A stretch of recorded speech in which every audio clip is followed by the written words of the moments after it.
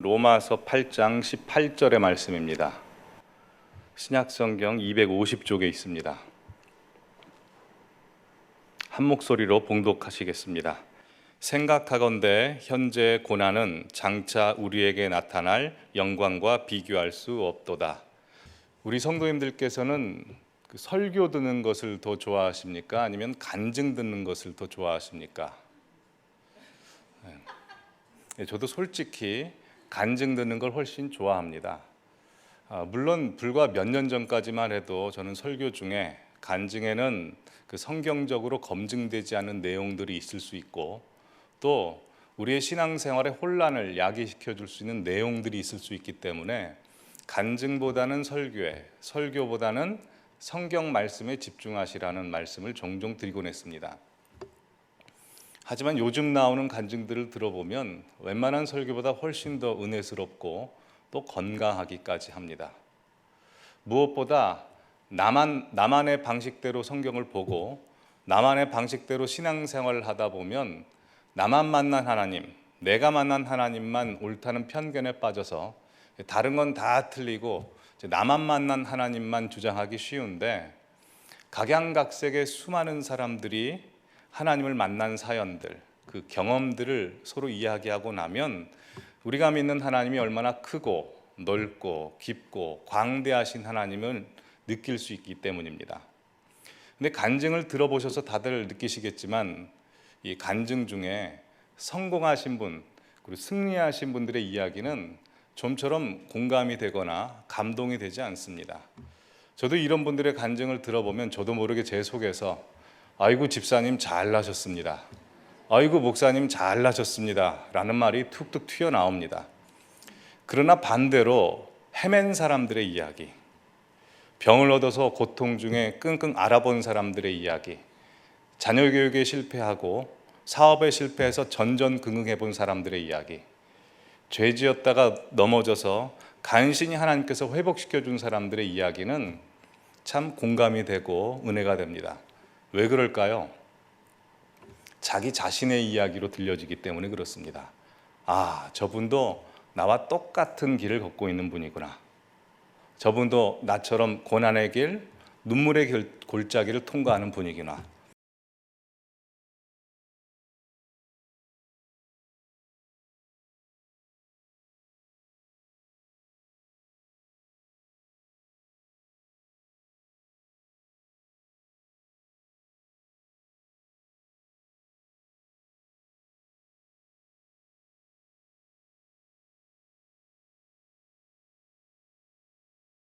저런 상황 속에서도 하나님만 바라보고 하나님께서 은혜 베풀어 주신다면 아, 나 역시 희망이 있는 것 아닌가라는 동기부여가 되고 소망을 찾게 해줍니다. 이렇게 고난당하는 사람들의 이야기는 우리로 하여금 큰 감명을 일으키게 하고 회복하게 해주고 소망을 찾게 해줍니다. 오늘 이 시간 이 자리에 앉아 계신 우리 성도님들 중에도 눈물의 골짜기, 고난의 길을 통과하고 계시는 분들이 반드시 있을 겁니다. 셀 모임 중에 환한 얼굴로 은혜스러운 표정으로 서로 마주하며 인사는 하겠지만 사실 속에는 감히 함께 나눌 수 없는 하나님만 아시는 기도 제목을 가지고 이 시간 주님의 이름을 부르짖기 위해 나오신 분들이 있는 줄 압니다.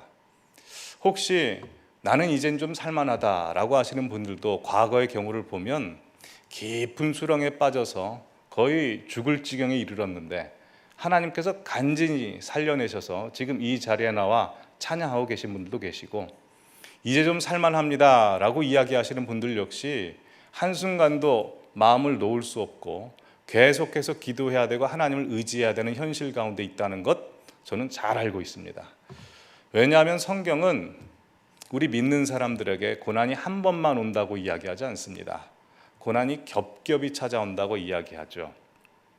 시편 34편 19절에 보면 의인은 고난이 많으나 여호와께서 그 모든 고난에서 그를 건지시는 도다라고 하고 있습니다. 이 말씀의 하반절 여호와께서 그의 모든 고난에서 그를 건지시는 도다에 우리는 은혜를 받지만 사실 안타깝게도 상반절 전제 조건이 이렇게 되어 있지 않습니까? 의인은 고난이 많으나. 여기서 의인은 누굽니까?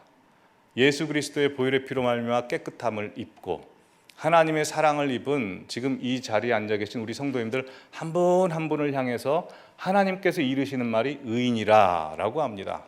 그렇기에 우리들의 삶 동안에 고난이 한 번만 다가오는 것이 아니라 겹겹이 다가오는 것입니다. 우리 입장에서는 고난 한 번 겪어서 고난 알았으면 다 끝난 걸로 생각하는데 하나님께서는 그렇지 않다고 하시고 고난이 많을 수밖에 없다라고 이야기하십니다.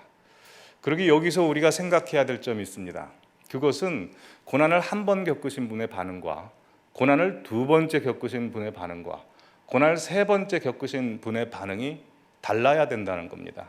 만약 한 번 겪으신 분과 세 번 겪으신 분의 반응이 똑같다면 하나님께서 고난을 허락하시는데 그 고난을 허락하신 하나님의 목적과 이유가 달성되지 못한 것이죠.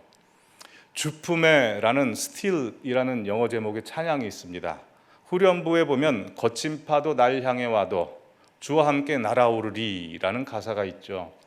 그 가사를 보면 찬송하는 사람이 아직 거친 파도를 경험해보지 못한 사람의 찬송과 거친 파도를 경험했는데 주와 함께 날아본 경험이 없는 사람의 찬송과 거친 파도 향해 왔어도 주와 함께 날아본 사람의 찬송은 완전히 다른 겁니다. 주님께서 풍랑을 잔잔케 하십니다. 풍랑을 잔잔케 하신 예수님을 경험하지 못한 사람의 찬송과 풍랑을 잔잔케 하신 예수님을 본 제자들의 찬송과 더 나아가 그 풍랑 중에 물 위를 걸어버린 그 베드로의 찬송은 완전히 다른 것입니다. 그러기에 우리 인생에 다가오는 고난의 첫 번째 반응은 우리가 불평과 원망과 탄식 가운데 지냈다면 두 번째, 세 번째, 네 번째 오는 반응은 좀 달라야 되지 않을까 해서 오늘 설교를 한번 생각해 봤습니다. 우리의 반응이 달라지려면 어떻게 해야 되나?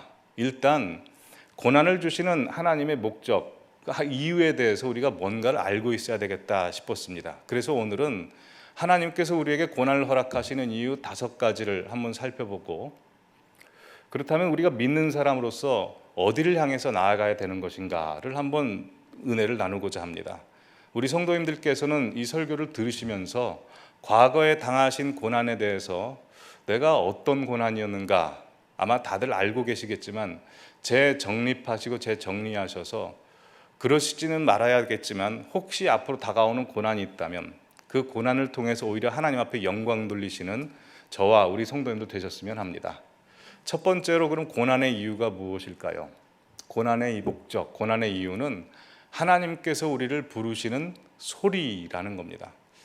제가 전에도 자주 인용을 했지만 C.S. 루이스라는 학자가 고난에 대해서 이렇게 말씀했습니다. 여러분 C.S. 루이스가 이렇게 말했습니다. 그러면 그 의심하지 말고 그냥 확 믿어버리시면 됩니다. 그 정도로 성경 다음으로 옳은 말씀을 하신 그 학자요, 철학자요, 변증가요, 뭐 하여튼 유명하신 분인데요. 그분이 고난에 대해서 이렇게 말씀했습니다. 고난은 하나님께서 우리 영혼을 흔들어 깨우시는 메가폰 소리다. 우리가 밤에 잠을 자고 이제 새벽에 휴대폰 알람이나 아니면 잠영정 소리에 잠이 깨듯이 우리 영혼이 깊은 잠에 빠졌을 때 하나님께서 우리 영혼을 흔들어 깨우시는 방법이 바로 고난과 고통이라는 것입니다. 우리가 육신의 생각, 육신대로 살면 우리 영혼은 자연적으로 잠이 들기 마련입니다. 그럴 때 우리 안에 계신 성령님께서 우리 영에다 대고 말씀하시면 우리가 들을 수 있겠습니까? 못 듣습니다. 그 소리를 못 듣습니다. 그러면 하나님께서 우리에게 말씀하시는 방법이 무엇이겠습니까? 잠자고 있는 영에게는 말씀하셔도 못 들으시니까 깨어있는 육신에 대고 우리 영혼을 깨우시는 소리를 하셔야 되는데 그것이 바로 고통과 고난이라는 방식입니다. 근데 이 고통과 고난이라고 하는 방식은 하나님께서 처음부터 말씀하시는 방식이 아닙니다. 대부분 사람들이 이제 고통과 고난의 방식으로 말씀하시는 하나님의 소리를 듣고 정신을 차려서 그렇지 사실은 하나님께서 그 전에 좋은 말, 부드러운 말씀, 세미한 음성으로 말씀하십니다. 야, 거기 가면 안 된다. 멈춰서라. 가면 낭떠러지다. 라고 옆에 있는 사람들을 통해서 미리 말씀하시고요. 여러 사건들을 통해서 미리 말씀을 하십니다. 그런데 내가 영이 둔감해져 있기 때문에 그 소리를 못 들을 수도 있고 다 알아들었음에도 불구하고 아직도 하나님과 마음이 맞지 않아서 고집스럽게 그 길을 가다 보면 낭떠러지 앞에서 우리 죽지 말라고 하나님께서 거기 가지 마 라고 소리치는 소리가 바로 고통과 고난이라는 겁니다. 이 소리 들어보셨습니까?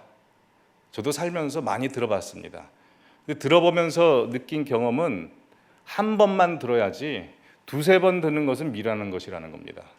지혜로운 사람들은 그러기에 하나님께서 고통과 고난이라는 방식으로 말씀하기 이전에 그 전에 부드럽고 세미한 음성으로 미리 알아들을 수 있는 사람, 그분들이 지혜로운 사람입니다.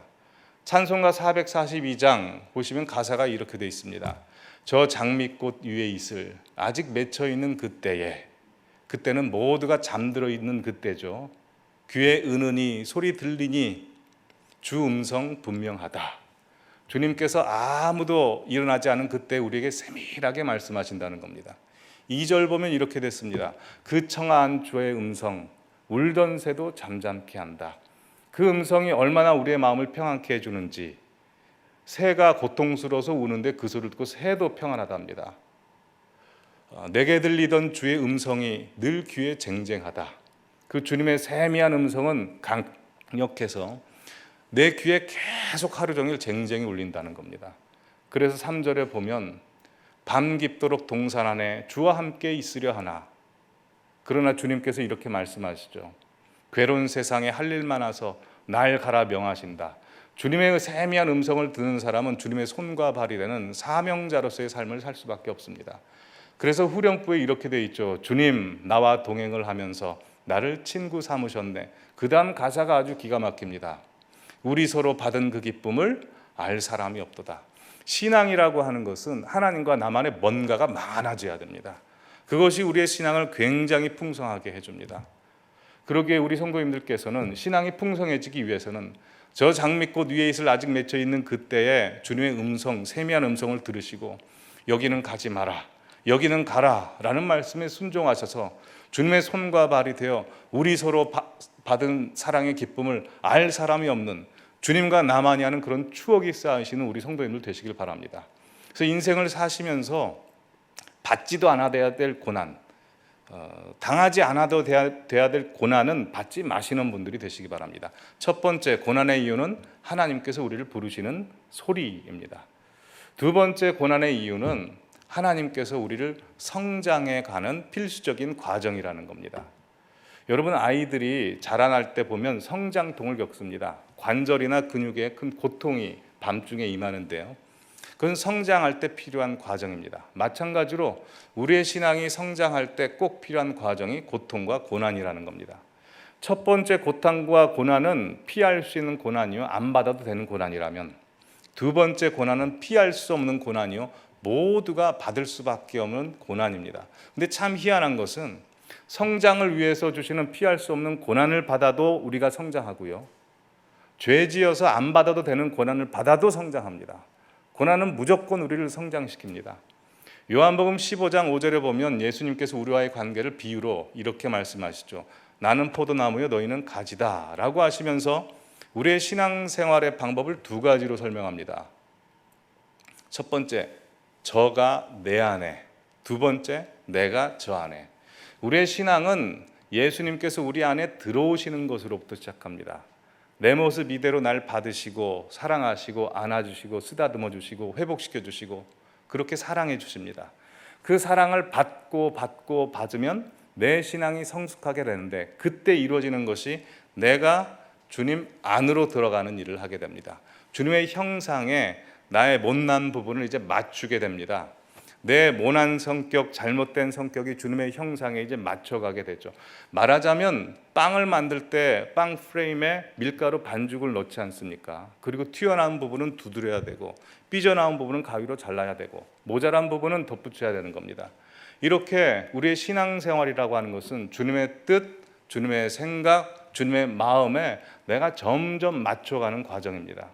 그러기에 바위를 갈듯이 또 종이를 자르듯이 내 몸이 깎이고 갈려야 되는 것이 쉽지가 않습니다. 신앙이라는 것은 어느 날 느닷없이 예수님께서 우리에게 찾아오셔서 나를 죄인이었다가 예수 그리스도의 보혈의 피로 의인으로 만드십니다. 그것을 가리켜 칭의라고 하죠. 그래서 우리 모두는 어느 날 갑자기 하나님의 자녀, 신분과 존재가 변화돼 버립니다. 근데 문제는 우리의 신앙 수준이 우리의 주님께서 우리를 위해서 만드신 존재와 신분을 따라잡지 못합니다. 왜냐하면 여전히 사탄 마귀가 우리 속에 심어둔 죄의 유전자 때문에 옛날에 했던 습관들, 옛날의 언어, 옛날의 행위들이 관성처럼 계속 끌고 가기 때문입니다. 근데 그 옛날의 죄의 경향들을 끊어주는 것이 바로 고통과 고난입니다. 그래서 시편 119편 67절은 이렇게 이야기합니다. 고난당하기 전에는 67절입니다. 67절. 고난당하기 전에는 그릇 행하였지만 내가 이제는 주의 말씀을 지키나이다 입니다. 고난당하기 전에는 내 마음대로 살았습니다. 하지만 고난당하고 나서부터 내가 주의 말씀을 지키지 않으면 망하고 실패한다는 것을 알기 때문에 이제는 주의 말씀을 지킵니다 라고 고백할 수 있게 되는 것, 그게 바로 우리의 신앙 과정입니다. 그래서 신앙생활이라고 하는 것은 힘듭니까? 어려우십니까? 프로골퍼 최경주 씨가 이런 말씀을 했습니다. 힘들면 현역이고 안 힘들면 은퇴한 것이다. 여러분은 신앙생활 힘드십니까? 안 힘드십니까? 힘드시면 현역인 겁니다. 우리가 직분과 직장은 은퇴가 있습니다. 그러나 신앙생활은 은퇴가 없습니다. 왜냐하면 사탄 마귀가 우리를 계속해서 영적으로 공격해 들어오고 우리 하나님께서도 우리를 더 나은 예수 그리스도의 완전한 목적에 이르실 때까지 계속 자라가게 하시기 때문입니다. 그래서 우리의 신앙은 계속 자라갈 수가 있습니다. 근데 그 자라가는 데 있어서 가장 중요한 동력이 되는 것이 고난과 고통입니다. 이런 말이 있습니다. 공부는 많은 것을 알게 해주지만 고통과 고난은 모든 것을 알게 해준다. 정말 그런 말씀인 것 같습니다. 고난을 경험해 본 자만이 볼 수 있는 게 있고 이해할 수 있는 게 있고 새겨지는 게 있더라고요. 제가 2003년도에 신대원 들어와서 지금까지 2023년도니까 이제 21년째 사역을 하고 있습니다. 2003년도에 사역을 시작했을 때는 성경 지식에 대한 자부심으로 똘똘 뭉쳐서 굉장한 영적인 교만이 있었습니다. 그래서 웬만큼 그 유명한 목사님들도 제가 사실 우리 성도님들이 설교 비평하는 것에 대해 제가 할 말이 없는 것은 너무나 비평을 많이 해가지고 비평과 비난을 너무나 많이 했습니다. 그것도 그 비난할 만한 목사님들을 한 게 아니고요. 우리 한국교회 성도님들이 다 존경하는 분들을 비난했습니다. 그래서 저희 아버지가 저에게 뭐라고 했냐면 너 그렇게 훌륭한 목사님들 비난하고 비평하지 마라. 그 훌륭한 목사님들 너만 할 때 너보다 훨씬 훌륭했다. 그리 정신 똑바로 차려라 라고 말씀했는데 그때 제가 영적인 교만이 너무나 있어가지고 뭐라고 대꾸했냐면 아버지 제가 이런 것은 아버지의 피가 흘러서 그렇습니다. 아버지 장로의 피가 흘러서 제가 그렇습니다 라고 대꾸했던 적이 있습니다. 철딱선이 없는 이야기였죠. 그때 가장 제가 비판했던 분이 누구냐면 우리 교회에 오신 김동우 목사님하고요. 네. 하영주 목사님이었습니다. 그때가 제정신이 아니었죠. 네. 근데 고난과 고통을 겪고 나서 이제 좀 생각이 달라졌습니다.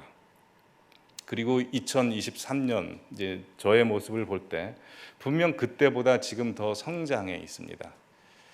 지난주에 일부 예배 마치고 한 장로님께서 이제 김동호 목사님과 저희 교육자원에 이제 시간을 좀 갖도록 배려를 해주셨습니다. 왜냐하면 이제 어른 목사님으로부터 이제 후배 목사님들이 배워야 될 그런 시간을 좀 주신 겁니다. 근데 저는 사실 꺼려했습니다. 왜냐하면 교육전사 때 그 26살 때부터 30살 때까지 그렇게 친구들과 함께 비난했던 분이거든요. 그러니까 의전은 할 수 있어도 같이 이야기를 하기에는 제가 너무나 염치가 없는 겁니다. 근데 어떻게 합니까? 그리고 시간이 마련되었으니 이제 대화를 했죠. 대화를 하면서 목회, 고충, 상처 여러 가지 이야기를 했습니다. 근데요, 김동호 목사님께서 이야기를 해주시는데 그걸 제가 다 알아들었습니다. 머리로 알아들은 게 아니라 뼛속으로 알아들었습니다. 왜냐하면 제가 경험했던 거기 때문에 아, 내가 많이 성장했구나, 성숙했구나. 김동호 목사님이랑 저랑 영적 질이 좀 비슷하다는 생각이 들었습니다. 왜냐하면 이게 성경을 지식으로 아는 거랑 이제 직접 경험해가지고 아는 거랑 언어가 다르거든요. 보이는 게 다르고. 그렇다고 해서 제가 그분에 필적할 만한 건 아닙니다. 그분은 빙산의 일각만 보여주신 것이고 저는 조금 그런 거죠. 그 비교해 보면 그래서 제가 성장했다라고 하는데 그 성장의 동력이 무엇인가 살펴봤을 때 그거는 고통과 고난이었습니다. 성경 지식이 가슴으로 내려오고 가슴에서 뼛속 깊이 새겨지는 게 고통과 고난이 하더라고요. 성도 여러분도 그렇지 않습니까? 고통과 고난을 겪으면 남들이 알지 못하는 걸 보게 되고 이해하게 되는데요. 그럼 하나님께서 고통과 고난을 통해서 성장시키고자 하는 목적, 어디를 성장시키냐? 그럼 내 지식과 깨달음이냐? 그건 아니더라고요. 지식과 깨달음과 경험이 있으면 거기에서 멈추면 교만으로 갑니다. 자기 의로 갑니다. 지금 와서 보면 하나님께서 고통과 고난을 통해서 저에게 성장시키려고 했던 건 제 마음이더라고요. 하나님을 향한 순전한 마음. 하나님께서 아브라함을 시험하십니다. 아들 바치라고. 뭘 보셨을까요? 아들을 정말 바치나 안 바치나 그 칼을 보셨을까요? 드는 손을 봤을까요? 그렇지 않습니다. 하나님이 유일하게 딱 한 가지 보십니다. 아브라함 마음. 하나님께서 우리 마음을 보시는 겁니다. 그러게 고통과 고난이 우리를 성장시키고 만들어내는 가장 큰 목적은 하나님을 향한 우리의 마음이 성장돼야 된다는 겁니다. 그 고통이 하는 일이 이걸 성장시켜 줍니다. 세 번째로 고통의 목적, 고통의 이유가 있습니다. 그것은 하나님이 사랑하시는 자에게 주시는 사랑의 회초리라고 하는 겁니다. 히브리서 12장 5절부터 8절까지를 한번 보실까요? 같이 읽어보겠습니다. 시작. 또 아들들에게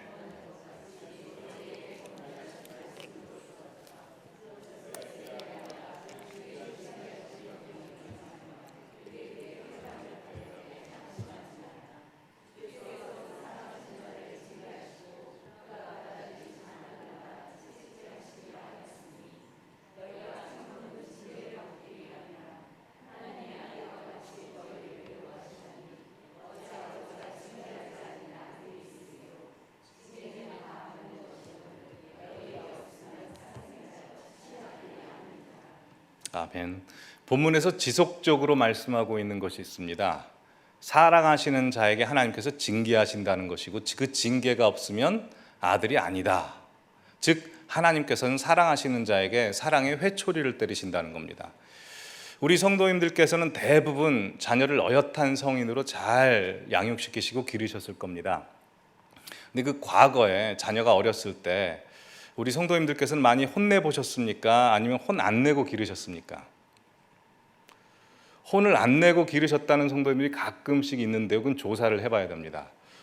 자녀분들에게 한번 물어봐야 됩니다. 저희 어머니께서도 저 많이 혼 안 냈다고 그러시거든요. 근데 저는 분명히 기억합니다. 왜 맞은지는 기억이 안 나는데 맞은 건 다 기억하고 있습니다. 근데 부모님들이 왜 자녀를 그렇게 때리고 혼을 낼까요? 딱 한 가지죠. 자녀를 제대로 된 사람 만들기 위한 목적 때문입니다. 근데 자녀를 제대로 된 사람 만드는 목적이 분명한데 그 목적을 이루기 위해서 내가 혼내는 게 아니고 옆집 아저씨나 옆집 아줌마가 회초리를 들고 혼내면 부모 마음이 어떨까요? 자녀가 옆에서 보고 있으면 교육상 감사합니다 라고 이야기는 할 수 있겠지만 속이 뒤집어지는 겁니다. 내 자녀는 내가 혼내야 되고 남들한테는 칭찬만 받아야 됩니다. 부모님들이 왜 혼냅니까? 남들에게 혼나기 전에 먼저 혼내야 되는 겁니다. 이게 하나님 아버지의 마음입니다. 하나님께서도 우리의 영혼이 사단에게 농락당하지 않게 하시기 위해서 먼저 우리에게 사랑의 회초리를 대셔서 우리로 죄로 넘어가지 않게 하시는 겁니다. 사탄이라는 이 단어, 용어 뜻은 두 가지입니다. 첫 번째 하나님을 대적하는 자, 두 번째 하나님을 희롱하고 참소하는 자. 사탄은 하나님 마음 아프게 하는 것 잘 알고 있습니다. 하나님 마음 아프게 하는 것은 하나님의 형상대로 지음받은 우리 성도님들, 하나님의 자녀들을 죄의 유혹에 빠뜨려서 하나님의 명예에 먹칠하는 겁니다. 그래서 하나님께서는 우리로 하여금 명예롭게 하기 위해서 우리에게 먼저 사랑의 회초리를 대실 때가 있습니다. 이런 모태신앙들도요, 사랑의 회초리를 맞기 이전까지는 자기가 하나님인 줄 알고 자기 마음대로 삽니다. 물론 그 기독교 문화를 잘 알고 있어서 교회도 잘 다니고 헌금도 내고 나름대로 신앙생활 열심히 하려고 하지만 사실 사랑의 회초리 맞기 전까지는 하나님을 가볍게 생각하고 만홀히 생각하는 게 참 많습니다. 제가 그리했습니다. 저는 하나님에 대한 이미지를 아주 잘 가지고 있었습니다. 왜냐하면 이제 저희 어머니로부터 얻게 된 건데요. 제가 새벽 기도 때 말씀드린 적이 있습니다. 제가 7살 때 그 불장난하는 걸 형들로부터 배워가지고 불장난을 그렇게 하고 싶은 겁니다. 근데 안방에 보니까 그 과자 봉지가 있더라고요. 그리고 옆에 성냥이 있어서 저랑 제 동생이 있었고 저희 어머니는 저 부엌에서 설거지하고 계셨는데 성냥 불을 켜가지고 방바닥에서 그냥 그 과자 봉지에 불을 붙였습니다. 불타는 거 보니까 되게 신기하더라고요. 불이 나다가 어디로 붙겠습니까? 방바닥에 그대로 붙은 겁니다. 아차 큰일 났다 싶어가지고 저랑 제 동생이랑 부엌에 가서 얼른 그 철 대접 있지 않습니까? 대접에 둘 다 물을 받아가지고 막 왔다 갔다 하면서 껐습니다. 그렇게 간신히 껐는데 이제 어머니께서 설거지하다가 이상한 냄새가 나고 부글부글 하는 소리가 들리니까 이제 안방으로 들어오시려고 하시는 겁니다. 제가 둘째입니다. 둘째의 특징은 눈치가 있지 않습니까? 이 어머니가 들어오셨다가는 이제 맞겠다라는 예언자적 감수성이 발동돼 가지고 제가 문을 확 잠갔습니다. 그랬더니 어머니께서 문을 두드리면서 열라고 그러시죠. 저는 못 연다. 어머니 열러라. 못 연다. 왜 못 여냐? 어머니 들어오면 때릴 거 아닙니까? 그래서 안 때리겠다. 정말 안 때리겠습니까? 그래서 열어드렸습니다. 믿고. 근데 그때는 안 때리시려고 그러셨겠죠. 근데 방바닥이 검게 그을려 있고 물이 흥건히 젖어 있으니까 바로 마당에 나가서 나뭇가지를 꺾어가지고 회초리를 만들어서 오신 겁니다. 그리고 바로 제 동생과 저의 종아리를 막 때리셨습니다. 애들은 맞으면 웁니다. 펑펑 울었습니다. 울면 또 자죠. 잠들었습니다. 그리고 깼는데요. 제 종아리에 누가 뭘 바르고 있는 느낌이 나는 겁니다. 제 어머니께서 안티프라민으로 그 종아리를 바르고 있으면서 눈물을 흘리고 있는 걸 제가 봤습니다. 그때 제가 정확히 알았습니다. 우리 엄마 나한테 안 되는구나. 내가 우리 엄마 끝까지 이겨먹겠다라는 게 지금까지 저의 이미지입니다. 근데 하나님에 대한 인상도 그렇게 이미지가 가지더라고요. 근데 하나님도 나 못 이긴다라는 이미지가 있는데요. 그게 좋은 쪽으로도 가고 나쁜 쪽으로 가는데 좋은 쪽으로 가는 건 하나님이 날 포기하시지 않는다. 쪽으로 좋은 쪽으로 가는데 나쁜 쪽은 어떻게 가냐면 만홀해지는 겁니다. 하나님을 가볍게 생각하는 거죠. 그래서 30대 초반까지 제가 가졌던 하나님에 대한 인식은 제가 무슨 잘못을 해도 그냥 넘어가 주시는 분, 하나님 나 안 건드시는 분으로 알았습니다. 그렇게 왜냐하면 잘못을 했어도 그만한 벌을 받았던 적이 한 번도 없었기 때문에요. 근데 30대 초반에 느닷없이 하나님께서 인생 책찍과 사람 막대기로 이제 후드려 패시는데 정신이 하나도 없더라고요. 한 번만 맞은 거 아닙니다. 지금까지 많이 맞았습니다. 한 크게 3번 맞고 작게 한 3-4번 맞았습니다. 그렇게 맞으면서 처음에는 하나님이 너무나 낯설고요. 배신감이 느껴지더라고요. 어떻게 나한테 이러실 수가 있나. 근데 계속 연거푸 맞으면서 제가 안 진리가 하나 있습니다. 하나님은 나를 죽이자고 때리는 분이 아니라 살리자고 때리시는 분이구나. 여러분, 죽이자고 때리는 분하고 살리자고 때리는 분하고 차이점이 있습니다. 죽이자고 때리는 분은요, 방문 걸어 잠그고 때리고요. 살리자고 때리신 분은 뒷문을 살짝 열어놓고 때립니다. 그러니까 하나님께서 뒷문을 살짝 열어놓으시더라고요. 그래서 막 때리시면서 눈치를 주십니다. 저쪽으로 빨리 도망가라고. 근데 둔감하니까 못 알아듣죠. 그러니까 이번에 하나님이 때리실 때 그쪽 방향으로 몰고 가시는 겁니다. 그래서 여기로 갔다가 여기서 잘 살다가 또 잘못하더니 또 맞아가지고 이쪽으로 갔다가 저쪽으로 갔다가 했다가 이 기쁜 소식까지 왔습니다. 우리 성도님들께서도 매 맞아서 교회 오신 분 혹시 있지 않으십니까? 아니면 여기 와서 맞으신 분도 계실 거고요. 예전에 맞아본 분 계실 겁니다. 왜 한 번도 안 맞아본 표정을 짓고 계십니까? 다들 한 번 이상씩은 맞아보셨을 겁니다. 하나님 사랑하신 자는 꼭 회초리 때리신다니까요. 근데 그 사랑의 회초리 맞을 때 참 아픕니다.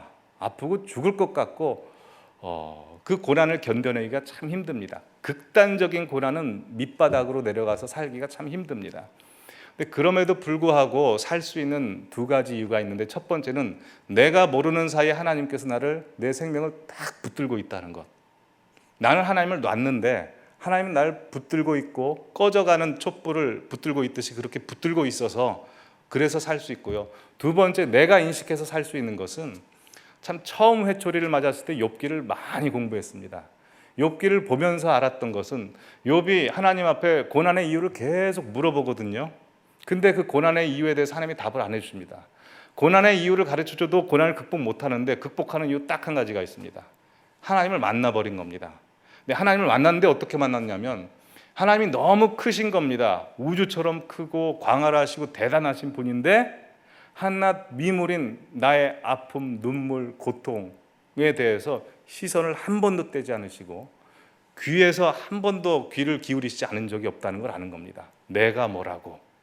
이 하나님의 시선과 하나님의 임재를 느꼈을 때 그때 한 번에 회복돼 버리는 겁니다. 회복은 한순간에 일어나더라고요.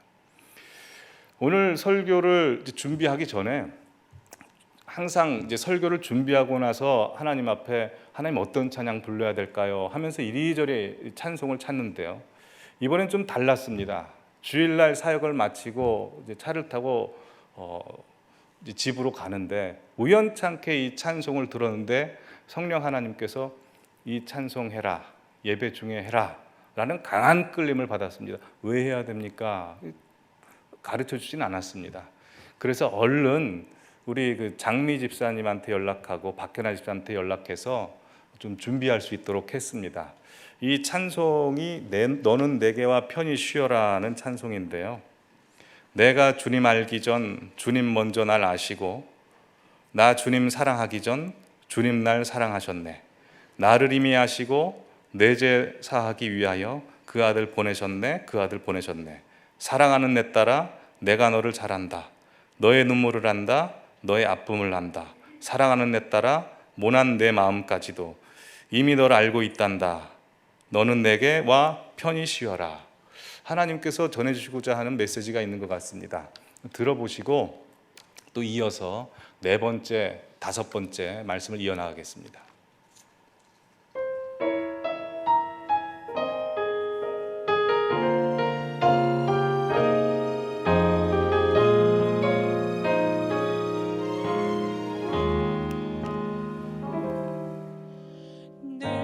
주님 알기 전 주님 날 먼저 아시고 나 주님 사랑하기 전 주님 날 사랑하셨네.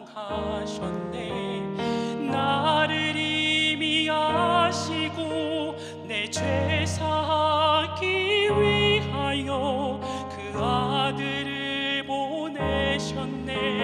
그 아들 보냈네. 사랑하는 내 딸아 내가 너를 잘 안다. 너의 눈물을 안다. 너의 아픔을 안다. 사랑하는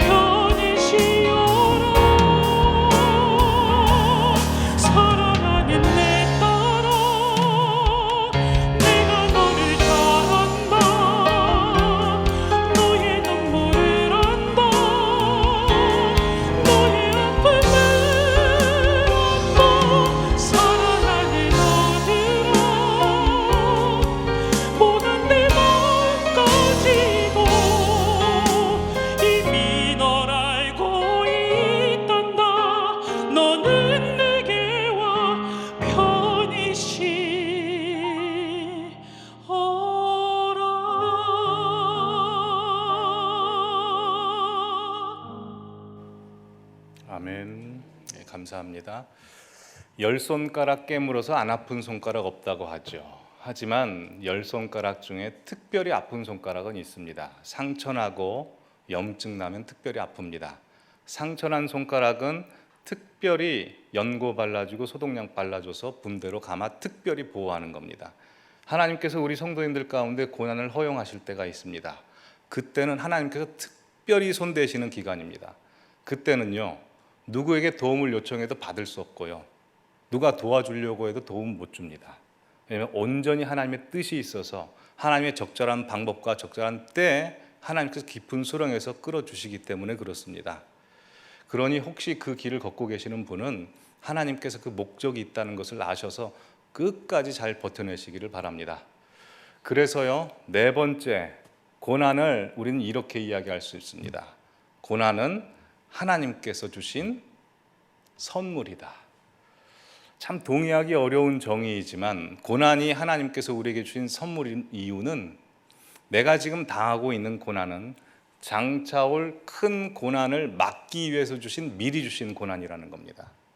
하나님께서 가만 보니까 우리한테 태산 같은 고난이 닥쳐올 것 같은 겁니다. 안 되겠다 싶어서 미리 회개하게 하시고 미리 정신 차리고 미리 준비하게 하시기 위해서 주시는 고난이라는 겁니다. 여러분, 지진, 해일 등 자연재해는 언제나 전조 현상이 있습니다. 마찬가지로 하나님께서 나에게 주신 이 고난은 앞으로 닥칠 큰 고난을 받지 말라고 주시는 사인인 것입니다. 그래서 조나단 에드워즈가 이렇게 이야기했습니다. 우리가 만나는 가장 커다란 고난과 재난도 우리가 마땅히 당해야 할 불행에 비하면 너무나 사소한 것이다. 마땅히 당해야 될 불행이 뭘까요? 지옥불이죠. 하지만 이 현실 속에서 작은 고난을 당함으로 말미암아 우리가 하나님 앞에 나아가게 되고 하나님으로부터 얻은 구원을 받게 되니, 즉 우리는 지옥에서 천국 백성이 되니, 그러기에 우리에게 주신 이 현실 가운데 주신 고난이라고 하는 것은 하나님이 주신 선물입니다. 여러분, 고난을 겪으면 그때부터 하나님의 말씀이 들려지기 시작합니다. 문둥병자가 가장 무서운 이유 다들 아시죠? 문둥병자는 감각할 수 없다는 것입니다. 그래서 어떤 의사가 이렇게 이야기했습니다. 문둥병자에게 고통은 그때부터 회복의 시작이다. 우리도 마찬가지입니다. 영적으로 잠들어 있을 때 하나님께서 나타나셔서 어떤 말씀을 해주셔도, 어루만져 주셔도 우리가 회복이 안 되고 말씀이 들려지지가 않습니다.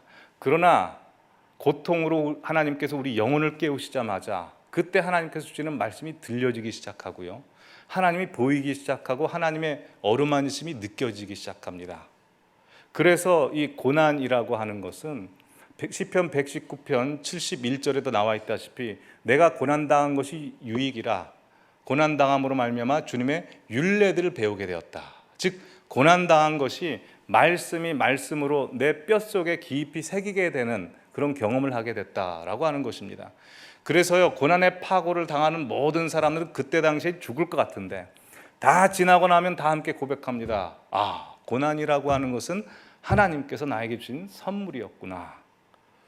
373장 2절 찬송이 있습니다. 큰 물결이 일어나 나 쉬지 못하나 큰 풍랑으로 인하여 더 빨리 갑니다. 큰 풍랑 맞아서 인생이 중단될 줄 알았고 여기서 끝날 줄 알았는데 나중에 돌이켜보니까 그 풍랑으로 인해서 주님이 밀고 계셨다는 거죠. 그 풍랑으로 인해 주의 율례들을 배우고 주님을 만나게 되니 오히려 고난은 주님께서 나에게 주신 복입니다. 주님께서 나에게 주신 선물입니다 라고 고백할 수 있습니다. 마지막으로 고난이라고 하는 것은 하나님께서 우리에게 주시는, 사랑하시는 자에게 주시는 위장된 축복입니다. 이 말도 C.S. 루이스가 말했습니다. 더 정확하게 표현하면 이런 말씀입니다. 하나님께서는 그의 사랑하시는 자에게 사랑하시는 아들 예수 그리스도가 우리들을 사랑해서 걷는 그 십자가의 길을, 우리를 사랑하시기 때문에 그 사랑의 길, 고난의 길을 똑같이 걷게 하신다는 겁니다. 그래서 사도들이나 예수를 잘 믿는 사람들 보면 주님을 너무 사모해서 주님의 고난까지 사모하게 됩니다. 그래서 빌립보서 1장 29절에 보면 그리스도를 위하여 너희에게 은혜를 주신 것은 다만 그를 믿을 뿐만 아니라 그를 위하여 고난도 받게 하려 함이라 라고 되어 있습니다.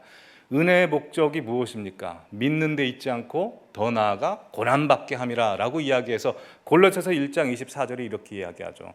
내가 이제 너희를 위하여 받는 괴로움을 기뻐하노니 그리스도의 남은 고난을 그의 몸된 교회를 위하여 내 육체에 채우노라 라고 해서 사도 바울은 그 은혜로 말미암아 얻은 그 축복을 그 사랑하는 예수 그리스도께 사랑하는 성도를 위하여 받는 고난으로 자기 육체에 채우겠다고 이야기합니다.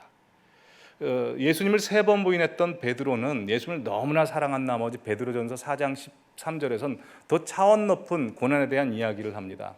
오히려 너희가 그리스도의 고난에 참여함을 즐거워하라. 이는 그의 영광을 나타내실 때 너희로 즐거워하고 기뻐하게 하려 함이라 라고 해서 주님께서 받은 고난이시니 나도 그 길을 감히 갈 수 있는 것을 영광으로 압니다 라고 고백합니다. 그래서요, 성경은 우리에게 고난 피하는 방법 가르쳐주지 않습니다. 고난을 이기는 방법을 가르쳐줍니다.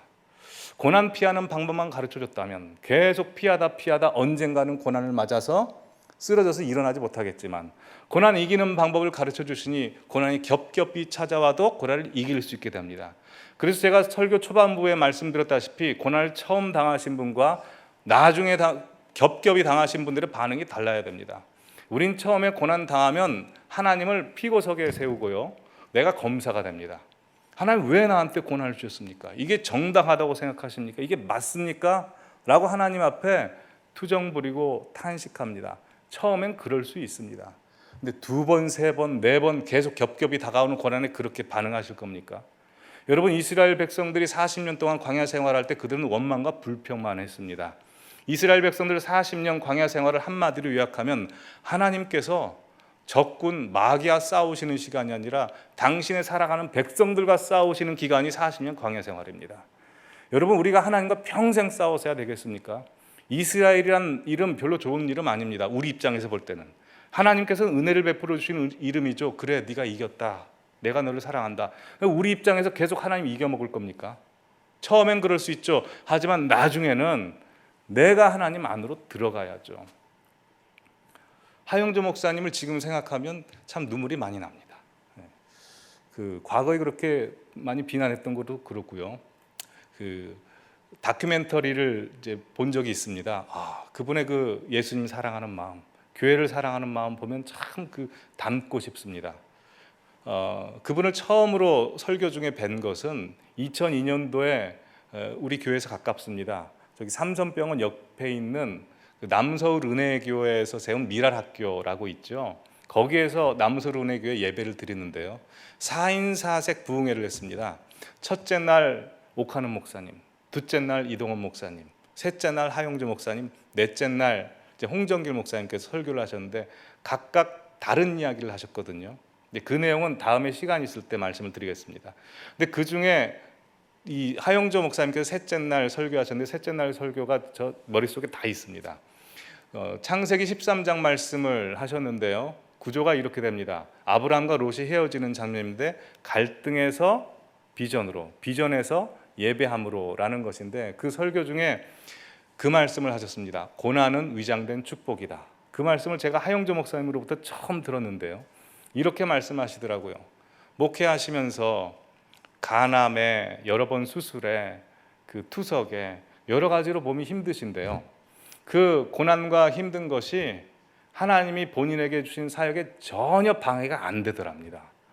오히려 자기를 더 힘나게 하면 했지 그게 자기를 무너뜨릴 수 없다고 고백을 하시더라고요. 제가 이 25살 때 그 설교를 들으면서 그냥 무슨 소리인지 몰랐습니다. 근데 이제 20년 훌쩍 지나고 나서는 그 소리가 어마어마한 소리라는 걸 이제 알게 됐습니다. 왜냐하면 고난의 4번째 이후까지는 제가 경험해 봤는데요, 이 5번째까지는 아직 못 갔습니다. 그분이 그 설교 중에 이런 말씀을 했습니다. 십자가 영성은 보통 무능의 영성이라고 하는데 십자가 영성은 무능의 영성이 아닙니다. 정면 돌파의 영성입니다. 예수님께서 고난과 고통을 그대로 당하신 것이 아니라 인간이 해결할 수 없는 죄와 사망과 죽음의 문제를 정면 돌파하여 정면 승부하여 이겨낸 영성이 바로 십자가의 영성입니다 라고 말씀하셨습니다. 우리의 고난이 여기를 향해서 가야 되지 않을까 싶습니다. 신앙의 완전함을 이루기는 어렵지만 사실 완전함의 버금각처럼 하영조 목사님처럼 손양호 목사님처럼 주기철 목사님처럼 살아내신 분이 있다면 나는 그렇게 못한다고 그렇게 포기하고 좌절하고 있을 겁니까? 언제까지 가만히 있겠습니까? 나도 그렇게 돼야죠. 그런 욕심을 가져봅니다. 한 말씀 드리고 이제 설교를 마치겠습니다. 어제 서 목사님께서 그 새벽 예배 설교 중에 본인이 기독교를 버리려고 했다가 부모님이 찾아오셔서 만나신 이야기를 했습니다. 그 어머니께서 이렇게 말씀하셨다가 안아주시면서 자살만 하지 마라. 참 훌륭하신 어머님이다라는 생각이 들었습니다. 왜냐하면 저희 어머니 같으면 너 때문에 교회를 어떻게 다니냐 하면서 막 다리몽댕이를 뿌리겠다고 그럴 텐데 역시 목사님 사모님이라 참 훌륭하신 분이다라는 생각이 들었습니다. 여러분 몇 년 전에 그 태국에서 12명의 축구부 아이들과 그 축구부 선생님이 동굴로 소풍을 갔다가 그 폭우가 쏟아져 가지고 동굴에서 갇혀버린 사건이 있었습니다. 그때 그 뉴스가 전 세계에 방영돼서 다들 안타까워했습니다. 어린 생명들이 다 잃었겠구나. 정말 안타까워했는데 20일 만에 그 13명이 한 명도 목숨을 잃지 않고 다 살아났습니다. 그거 보고 전 세계에 있는 사람들이 박수치고 감사하고 환호성을 질렀습니다. 왜 그럴까요? 살아있어서요. 살아줘서 그렇습니다. 버텨줘서. 고난의 길 걷고 있으신 분들 버티는 게 가장 최고입니다. 제 인생에 있어서 죽고 싶었던 적 세 번 있었습니다. 30대 2번, 40대 1번. 근데 그 죽고 싶은 생각이 나면 항상 그 먼저 천국 가신 사람들이 그리워지기 시작합니다. 그렇지 않습니까? 저는 저희 외할머니와 외할아버지가 그렇게 보고 싶더라고요. 근데 한 40대 때 외할머니 외할아버지가 그렇게 보고 싶어서 천국 가고 싶습니다. 그러고 있는데 어떤 느낌을 받았냐면 외할머니 외할아버지가 나타나셔서 그래 살아줘서 고맙다. 더 버텨줘서 고맙다. 그래 장하다. 너 잘하고 있어. 라고 하는 것 같은 겁니다. 그러면서 믿음의 선배들 사도 바울 예수님도 박수치고 있는 것 같은 느낌이 나서 한 번 그 고비를 넘어간 적이 있습니다. 여러분도 마찬가지입니다. 고난의 길 혼자 겪는 거 아닙니다. 먼저 가신 여러분의 신앙의 부모님들, 믿음의 동역자들, 그 가족들이 천국에서 박수치고 있습니다. 그래 고맙다. 잘 버텨줘서 고맙다. 그래 조금만 더 가자. 그러기에 고난이 올 때는 일단은 사십시오. 버티고 사시는 게 가장 잘하시는 겁니다. 그러다 보면 하나님을 더 사랑하게 되고 하나님께서 우리 이끄실 겁니다.